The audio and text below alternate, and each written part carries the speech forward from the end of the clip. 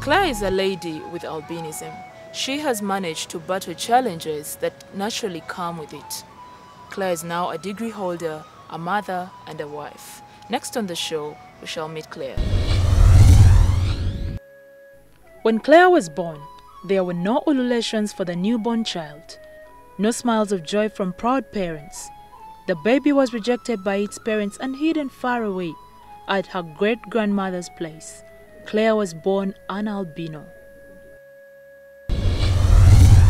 How was it growing up as an albino? What was the condition at home for you as a child that had albinism? Okay, for my case, for my experience, when I was given birth, I was rejected. I came to know when I was about 5 years that I was rejected by my parents. I was brought up by my grandmom. I grew up like that with Why did your father and your mother reject you? I don't know, she didn't explain much. That's what she told me. And I came to realize later when I grew up, when I kept on growing, and I came to realize that even some other people were discriminating me. She was so protective and she could protect me from people. And I came to realize that that was the reason. You could go there for school fees. They could say they don't have school fees for me. They don't have anything for me, any coin for me. Even school, children could discriminate you, teachers. I led a life of struggle, even in school.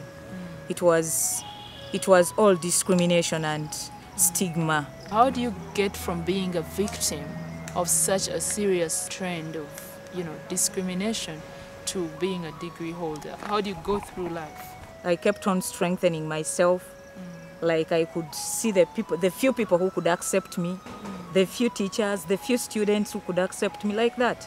You go on with life, but it was not easy. Were you angry at life as you grow? And she used to say that she's proud of me, and I used to curse myself that I wish I was never born. Yeah. Tell me about your life as you became a young lady, about your early 20s. What was life? It has been like that. Life of struggle and stress and bitterness. And what caused the bitterness mainly around that time? Because now you're self-conscious, you're worried about so many things. You hear a lot of words. Like my father told me that I can't get married, I will never make it in life. People could say a lot of things that they don't give birth. When did your father tell you this? I went for school fees one day, and he told me that I have no school fees for you. And one of his workmates told him that, hey, your girl has grown, she has grown. And he said that, those ones don't get married. Who'll marry her? He made such a statement when I was hearing. Ever since, I never went back to him. Was your dad living with your real mother? No, they were separated. Okay. What happened? How did your mom come into the picture to help you? She doesn't. You could go to her and she's like, for me, I have my children so and so. I have my children so and so. She could just push you away. Your real mother pushed you away because you're an albino.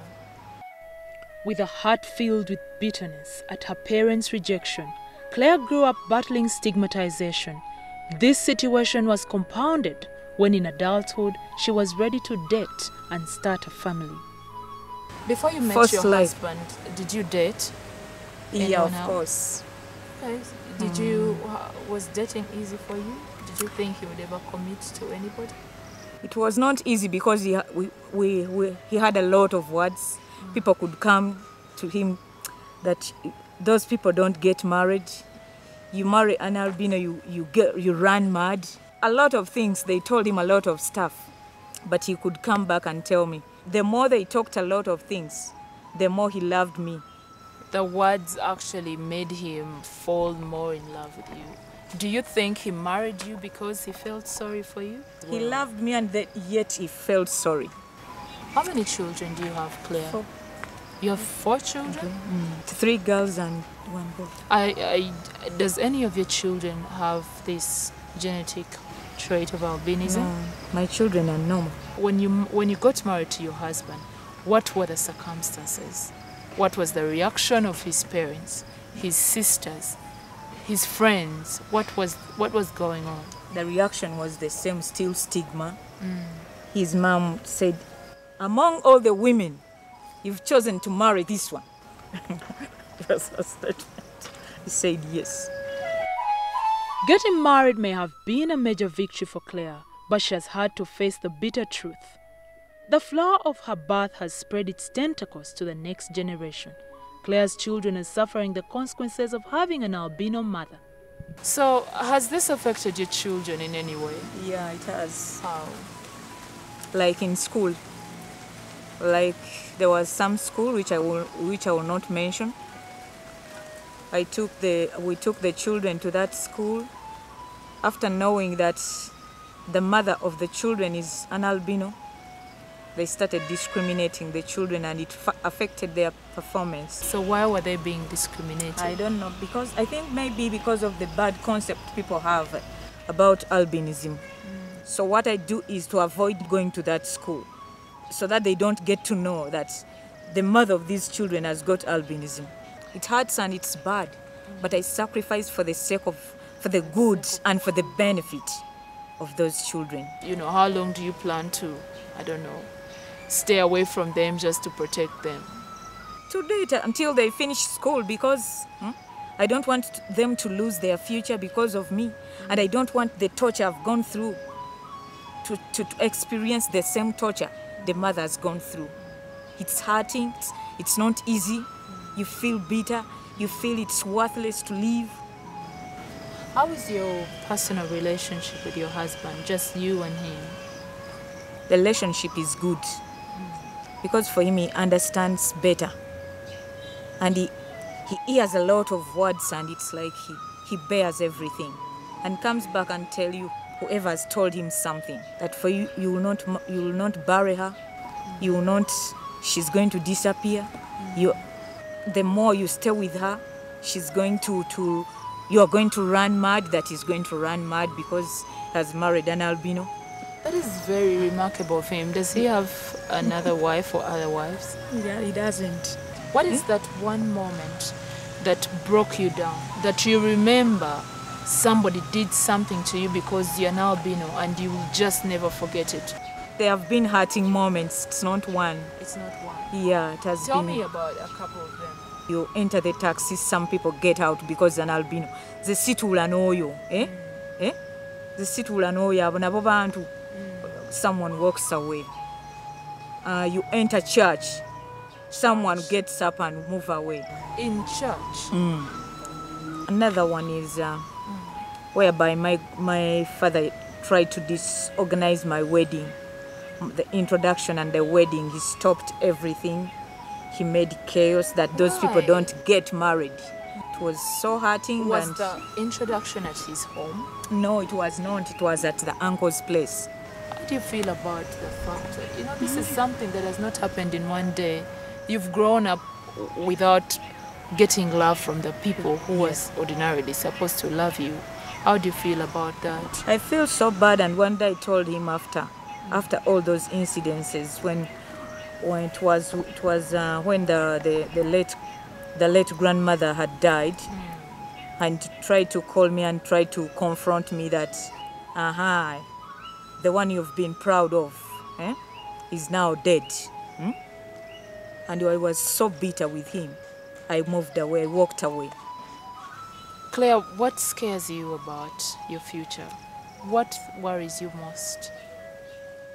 The stigma for my children. That's my greatest worry.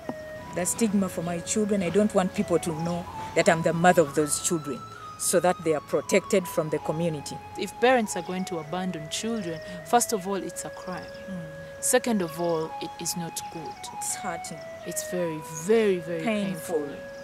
We do not want to have cases of suicide and all that because parents cannot do their job. So please talk to parents out there who give birth to children with albinism. I'm requesting you, parents, to accept those children, that they are children like any other child, and they can make it in life like any other person. And you accept them, please. Where you've got a challenge, we are here as Uganda Albinos Association to stand with you. As a group, it's no longer a one-thing problem as it used to be. You could just console yourself with, but it's a group of people. What you've told me, have you tried to tell that to your parents? Have you tried to make them understand that this is just a dream? They don't want to understand. They could call you to talk to you, they are just hurting you more. They call you to talk to you, they just hurt you more. Claire, how can society make life easier for people with albinism? How can we make life easier for them? I think it's you media to help us to do it. Because you reach so many people, you reach far away where we can't reach. Thank you, Claire, for talking to us about this. Society out there, think about the pain that these people go through. People with albinism simply do not have pigmentation in their eyes, hair, and their skin. They're not ghosts and all these things that we call them. We are the cause of the problem. When you discriminate against a mother who has children, she has to wake up in the morning and not tell people that she's the mother of her children just to protect them. That is just not right.